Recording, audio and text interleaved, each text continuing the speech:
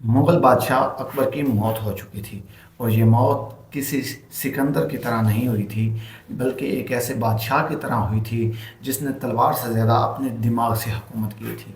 फतेहपुर सीकरी में अकबर की कब्र के पास बिल्कुल सन्नाटा छाया हुआ था। हवा थमी हुई थी, लेकिन इस खामोशी के पीछे एक शोर पैदा हो चुका था।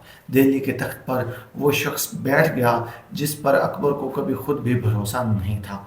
उसका नाम था नूरुद्दीन मोहम्मद जहांगीर, और तारीख़ ने आहिस्ता से लिखा, ये मुग़ल सल्तनत का सबसे मुतज़ाद बादशाह था। जहांगीर का असल नाम सलीम था, वही सलीम जिसने जवानी में अपने ही बाप के ख़िलाफ़ बगावत की थी, वही सलीम जिसने अकबर के सबसे करीबी दोस्त अबू अल फज़ल को कत्ल करवा दिया था, और अब वही सलीम अकबर के तख्त पर बैठ गया था। दरबार सजा हुआ था, उमरा के सर झुके हुए थे, और ऐलान हुआ कि आज से सल्तनत हिंद जहांगीर की है। लेकिन तख्त के नीचे एक सच छुपा हुआ था। ये तख्त किसी वफादार बेटे को नहीं मिला था, ये मिला था एक ज़िद्दी, नशई और ख़तरनाक आदमी को। लेकिन जहांगीर ने तख्त संभालते ही एक ऐसा काम किया जिसने सबको हैरान कर दिया। इसने लाहौर शाही किले के अंदर एक जंजीर लगाई, सोने की जंजीर, जो कोई भी जुल्म का शिकार होता तो वो आकर जंजीर को हिला सकता था। ये आम आवाम के लिए लगाई गई थी, और बादशाह बराह रास्त इंसाफ देगा उसको खुद आकर। अवाम ने कहा, ये अकबर से भी बड़ा आदिल बादशाह है। लेकिन मसला ये था, फैसला देने वाला हाथ अक्सर कांप रहा होता था। उसकी वजह यह थी कि सलीम बेइंतहा नशे करता था। कभी जहांगीर रात को नशे में अदल का बेहतरीन फ़ैसला करता, और कभी अगली सुबह इसी इंसान को बदतरीन सज़ा दे देता था। तारीख यहाँ पर उलझ सी गई थी, ये बादशाह था या एक नशई मुंसिफ। जहांगीर शराब पीता था, बहुत ज़्यादा अफीम खाता था, और बाकी जितनी भी नशा आवर अद्वियात थी वो सारी इस्तेमाल करता था। वो ख़ुद अपनी याददाश्त में लिखता है, मैं दिन में कई मरतबा नशा करता था, वरना मेरे हाथ कांपते रहते थे। दरबार में महफिलें सजती थी, रकासाएँ रक़्स करती थी, साजो सुरूर होता था, लेकिन इस शोर में एक और चीज़ खामोशी से बढ़ रही थी, और वो थी साजिश। उमरा समझ चुके थे कि बादशाह कमज़ोर है, इसके फ़ैसले आसानी से बदले जा सकते हैं, इक़्तिदार को हिलाया जा सकता है। और यही वो लम्हा था जब यहाँ पर एंट्री होती है एक औरत की। तारीख़ के स्टेज पर दाखिल हुई नूर जहाँ, जिसका असल नाम था मेहरुन्निसा, लेकिन तारीख़ इसे जानती है नूर जहाँ, एक बेवा और एक ज़हीन औरत के नाम से। और एक ख़तरनाक सियासतदान जहांगीर इस पर फरिफ्ता हो गया था। शादी हुई, और इस दिन से बादशाह दो हिस्सों में बढ़ चुका था। जिस्म जहांगीर का था, लेकिन उसके अंदर दिमाग नूर जहाँ का था। जल्द ही सिक्के नूर जहाँ के नाम पर ढलने लगे, फरमान नूर जहाँ की मोहर से जारी होने लगे। बादशाह सिर्फ दस्तखत करता था, दरबार जान चुका था कि असल ताकत जो है इस औरत के पास है, और ताकत ख़ानदान मांगती है। नूर जहाँ ने भाई को जर्नैल बनाया, बाप को वज़ीर बनाया, और रिश्तेदारों को बहुत ज़्यादा ओहदे दिए।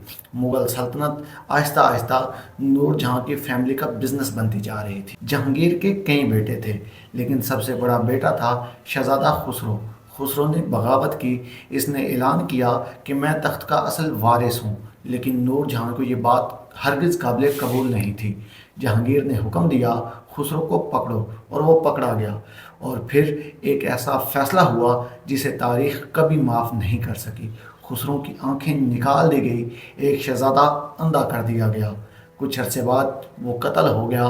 मुग़ल दरबार ने सीख लिया था, ये दौर रहम का नहीं है बल्कि सियासत का है।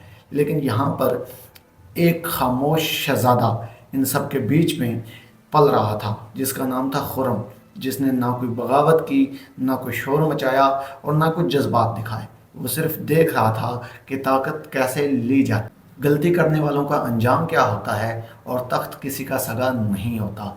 नूरजहाँ ने इसे भी कंट्रोल करना चाहा, लेकिन खुर्रम अकबर का पोता था। वो जानता था जल्दी बोलने वाले जल्दी मर जाते हैं।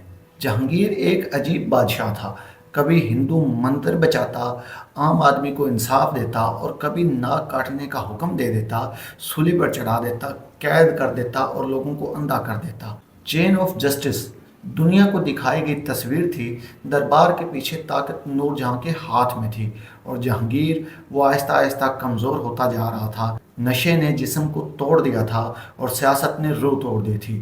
آخری دن ایک ٹوٹا ہوا بادشاہ جہانگیر بیمار پڑنے لگا، تو اس کے طبیبوں نے مشورہ دیا کہ اس کو کشمیر لے کر جایا جائے، جہاں پر کھلی ہوا میں یہ رہے گا تو کچھ بہتر محسوس کرے گا۔ کشمیر سے کچھ دن اس نے وہاں پر گزارے اور کشمیر پر واپسی کا ارادہ کیا۔ کشمیر سے واپسی پر اس کی حالت بہت زیادہ بگڑ گئی، سانس بھاری ہونے لگی، آنکھیں بند ہونے لگی اور ہاتھ کانپنے لگے۔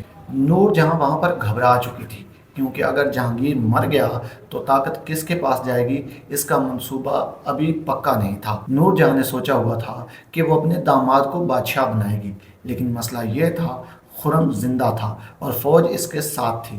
1627 میں کشمیر سے واپسی پر جہانگیر مر گیا، خاموشی سے، بغیر تلوار اٹھائے، بغیر کسی جنگ کے۔ ایک نشئی بادشاہ وقت سے ہار چکا تھا۔ جہانگیر کی لاش راستے میں تھی اور دہلی میں طاقت کی جنگ شروع ہو چکی تھی۔ نور جہاں نے کوشش کی لیکن دیر ہو چکی تھی۔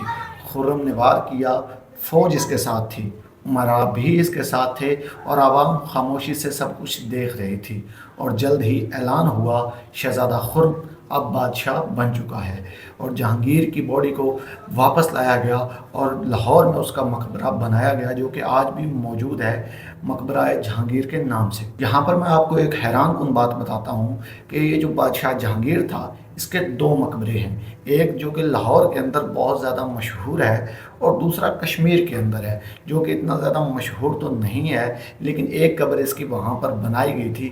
وہ کیوں؟ جب کشمیر سے واپسی پر اس کی موت ہوئی تو اس کے جسم کے اندر سے کچھ اعضاء نکالے گئے تاکہ اس کا جسم سڑ نہ جائے، اور ان اعضاء کو وہیں پر دفن کر دیا گیا، اور باقی جو باڈی تھی وہ لاہور میں دفن ہو چکی تھی۔ جہانگیر کو دفن کرنے کے بعد نور جہاں ہار چکی تھی اور تخت پر بیٹھ چکا تھا ایک ایسا بادشاہ جو کہ عدل انصاف سے حکومت کرنے والا ہے، اور اس کا فیوچر کیسا ہونے والا ہے، وہ آنے والے ٹائم میں کیسے حکومت کرے گا، یہ ہم بتائیں گے آپ کو اگلی ویڈیو میں۔ اگر آپ کو یہ ویڈیو اچھی لگی ہے اور ویڈیو کی ڈیٹیلنگ اچھی لگی ہے تو چینل کو سبسکرائب اور ویڈیو کو لائک لازمی سے کر دینا، اور کمنٹ کر کے اپنی رائے کا اظہار لازمی کرنا۔ تو ملتے ہیں کسی اور ویڈیو میں، تب تک کے لیے اللہ حافظ۔